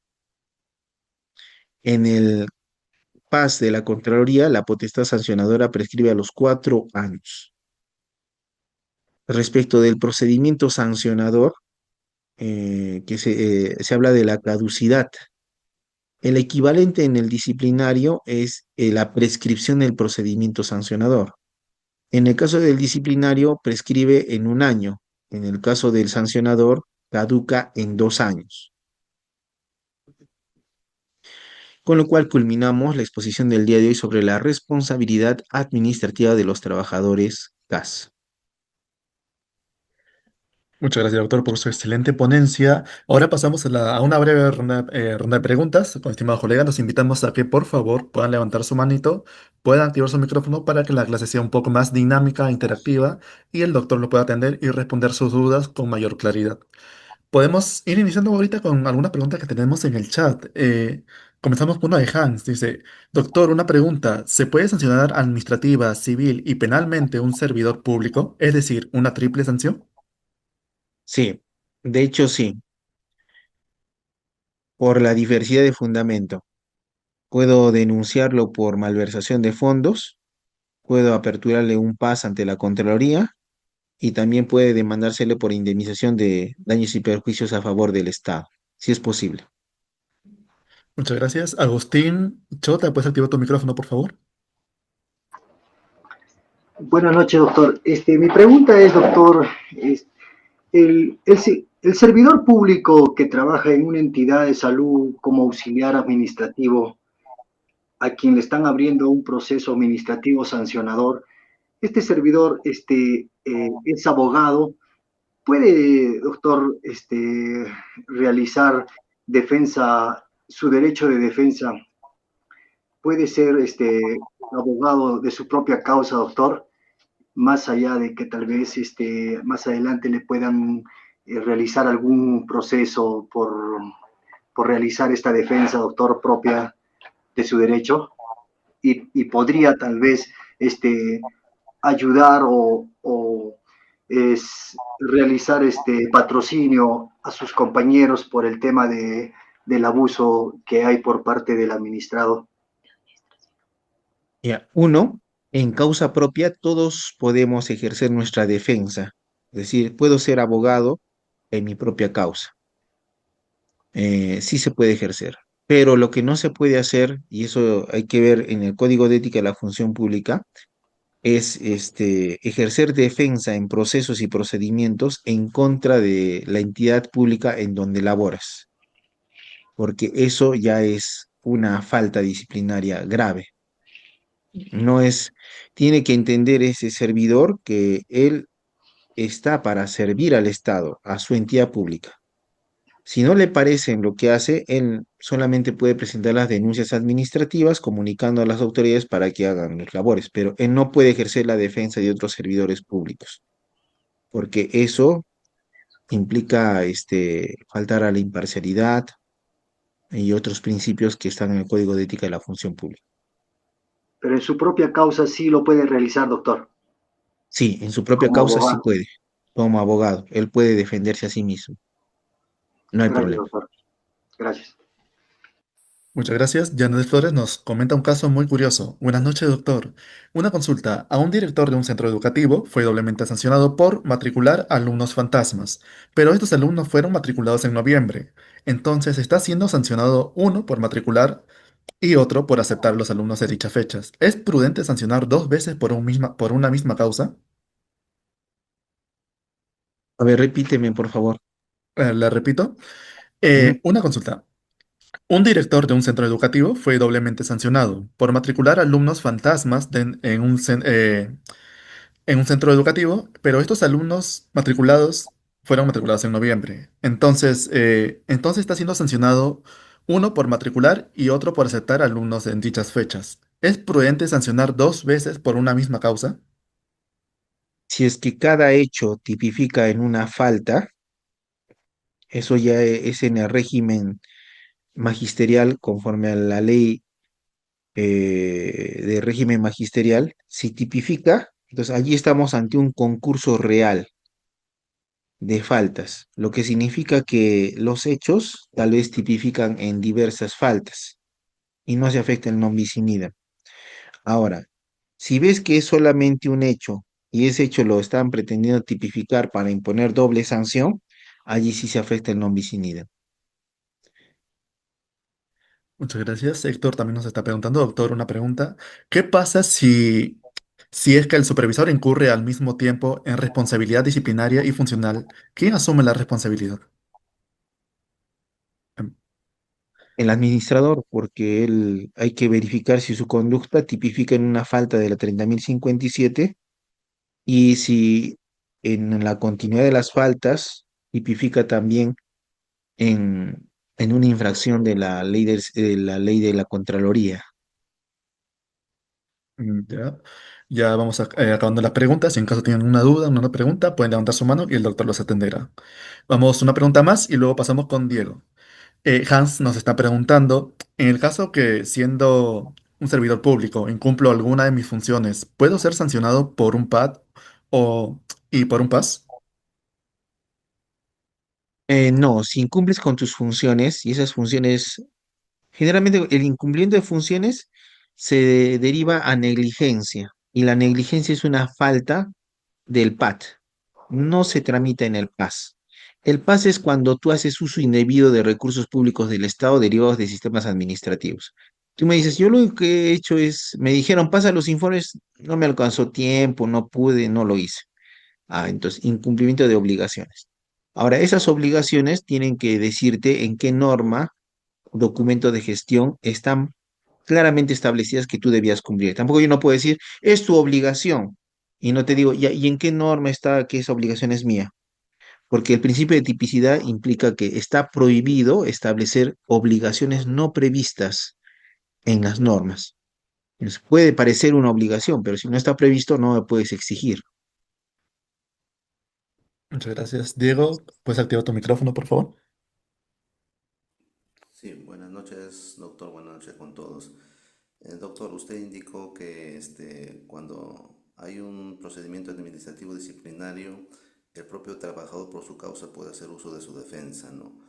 Pero si en caso ese trabajador pertenece a un determinado sindicato y el sindicato de alguna manera no ve algún abuso ¿no? en el procedimiento administrativo disciplinario que le están poniendo a ese determinado servidor, obviamente el sindicato es representado por su máximo representante, ¿no? Entonces, ahí habría ese tema, lo que usted estaba indicando, que no puede ser porque otro trabajador no puede salir en su defensa, algo así que indicaba, pero cuando pertenece a un determinado sindicato, hay Ah, esa posibilidad también. en el caso de los dirigentes sindicales, bueno, en ese caso, primero vemos al sindicato. Ya. El sindicato tiene su asamblea, que está compuesta por sus afiliados. Y a su vez está la junta directiva. Allí están los secretario general y generalmente el secretario de defensa, los más vistos. Ahora, si un afiliado al sindicato es sujeto a un procedimiento administrativo disciplinario, allí él puede solicitar la asesoría del dirigente sindical de su sindicato. Si es abogado, genial, pero él lo que hace el dirigente sindical es no ejercer una defensa privada.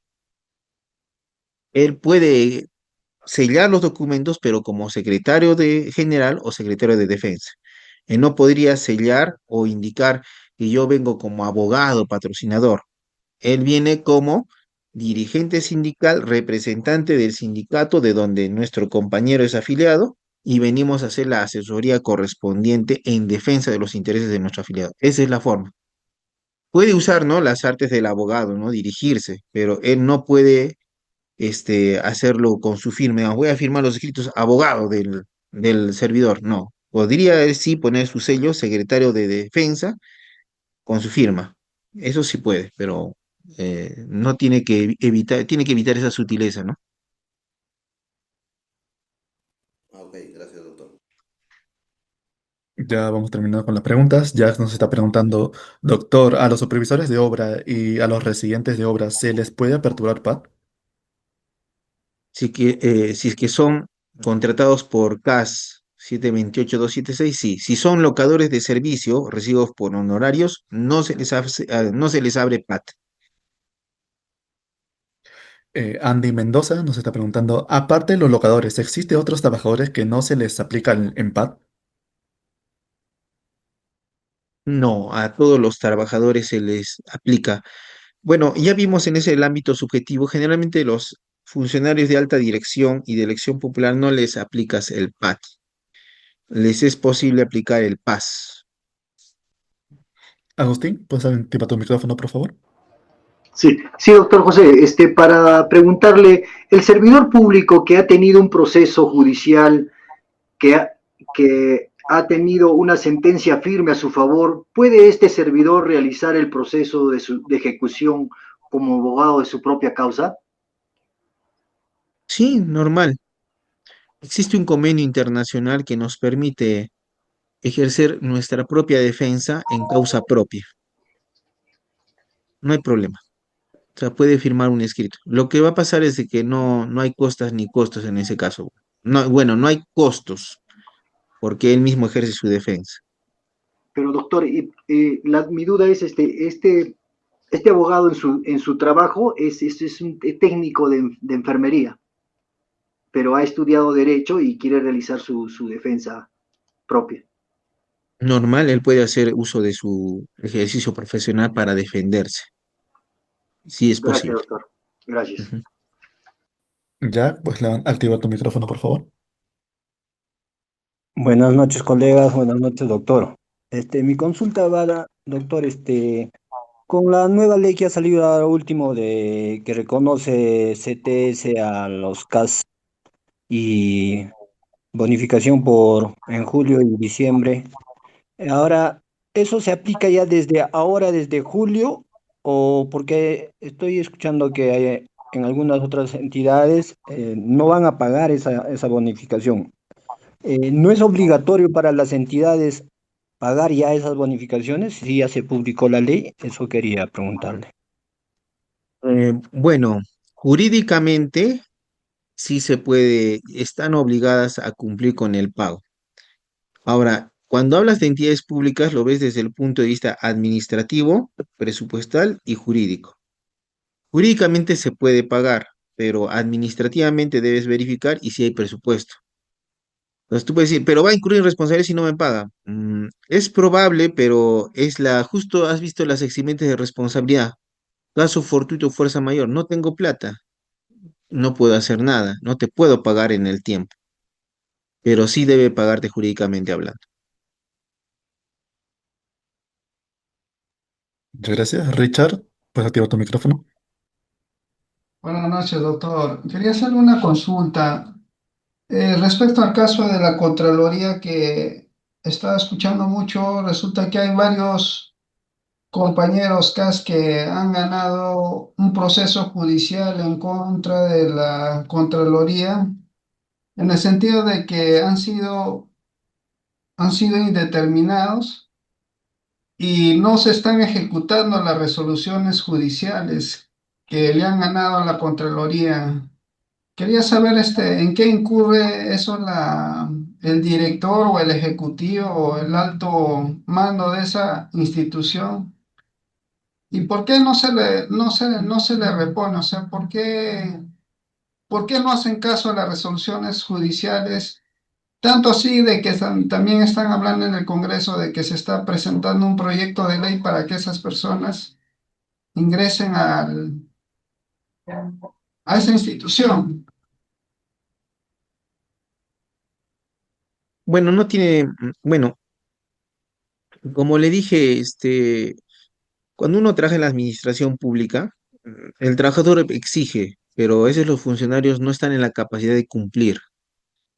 Hasta donde yo sé es por motivos presupuestales. No hay dinero ni tampoco documentos de gestión para crearles puestos.